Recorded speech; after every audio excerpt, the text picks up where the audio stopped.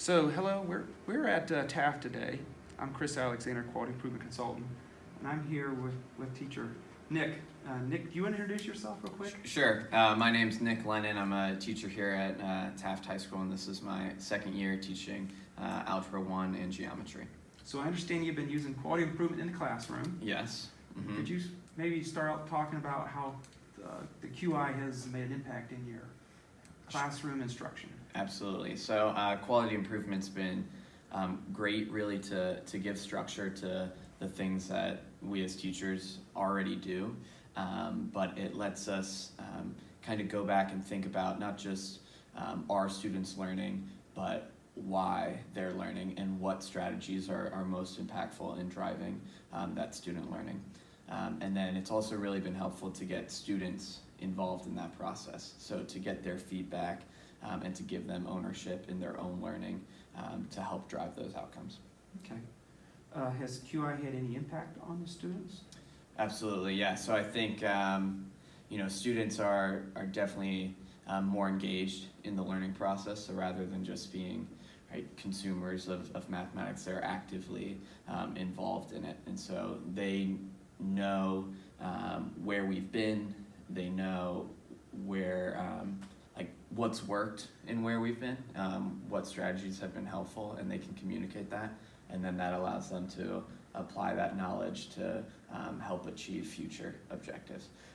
So they definitely are very heavily involved in the classroom setup, thinking about what policies and procedures are in place. They understand our big goals and our missions, and by having more voice and say in that process, they become, much more empowered in the classroom, which is really cool to see. Excellent. Yeah. I've watched you do some over here, this board over here. Yeah. We had some, and that it creates a lot of enthusiasm, I think engagement. Could you talk about that? Yeah, so with the QI process, every cycle that we do, we'll test, and we have an opportunity to celebrate our successes. And so every week we'll have a test, and I'll show students that both grew and became proficient. And so we celebrate both the proficiency and the growth to kind of destigmatize the math classroom and take the emphasis less from being right or wrong, but to I know this but I don't know this yet, right? And so this continuous recognizing that like my teaching, it's the quality improvement, like me going through this process in front of them has shown that I'm continually improving in my craft. And I don't know all the answers, and I need help from my classmates and my students, right? And so that kind of emphasis, letting them celebrate when they do something well, but also, hey, we could do this a little bit better, and here's how we might be able to do this better, has really paid dividends. Oh, great. Thanks for sharing that. Yeah. And you said that you made the comment that sometimes you know that you don't know everything. So Mm-hmm. what have you learned with using the QI process? Did it change it or help you learn something? Yeah, so I think really thinking about, I said earlier what students, knowing what students know, but really the key thing is knowing why they know them and what things have been most impactful. I think a lot of times in the past I would go back to strategies that felt comfortable to me, that I knew, and use different tools in that way, but really understanding, oh, no, that really wasn't that impactful in helping that student learn, right? That really didn't move the needle. And when we think about this work, we're always trying to move the needle towards driving those student outcomes. So I think realizing that and having data to back those pieces up has been really helpful in going back to some topics and thinking about how we do remediation and how we do different interventions.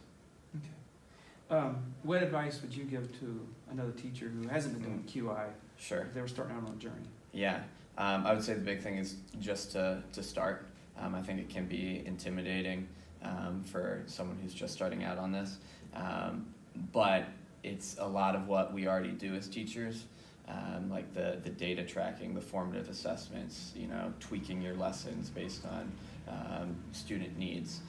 And I think QI is all about making that student visible, so putting that in front of the students, having them see it, having them provide voice to it, and also allows you to collect data on it and see what's working. So my advice would be just to start with what you're already doing. Start small, but really buy in onto this process, because I think it's been tremendously helpful in my second year here. Okay. Could you talk maybe a little about the PDSA board up here? How you used it at all? Sure. So my plan every week or every 2 weeks, depending on the cycle, was just our learning objective for that week or two. And it would also include one from week past, because things build on one another, and I wanted students opportunities to show growth. And then we would talk about our do, what I would do as a teacher, what kind of strategies I was focusing on and implementing that week or that cycle. And then study, so we'd go back and we'd look at how we did on the test and the different objectives. And then our act, students would have an opportunity to provide feedback. So really looking at the do, looking at the study, right? How did we do, and what things, what strategies did we use that helped me get to my goal, or what could be tweaked?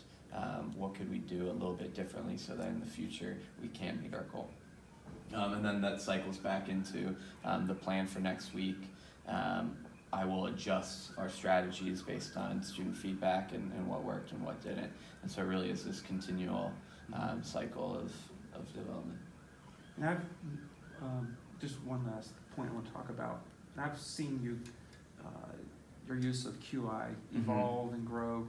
And so knowing what you know now, if you knew that, what would you have done differently at the very beginning when you started using QI in the classroom? Yeah, I think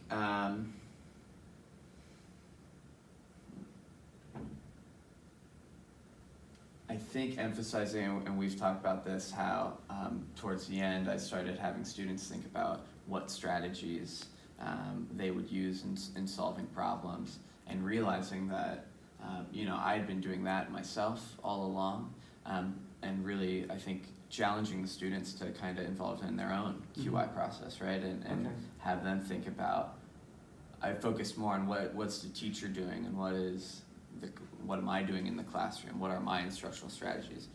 But I think if I were to go back, I'd have students involved more critically in what they were doing, and what strategies they had at their disposal. Because the power of QI is to increase student agency and empowerment, right? And so if students are thinking about their own behaviors and how they themselves contribute to their own success, I think that's enormously powerful. So making this a little more student-centric from the very beginning, I think I'd do a little bit differently. That's some great insight. Yeah. Thank you, Nick. Thank you. Anytime.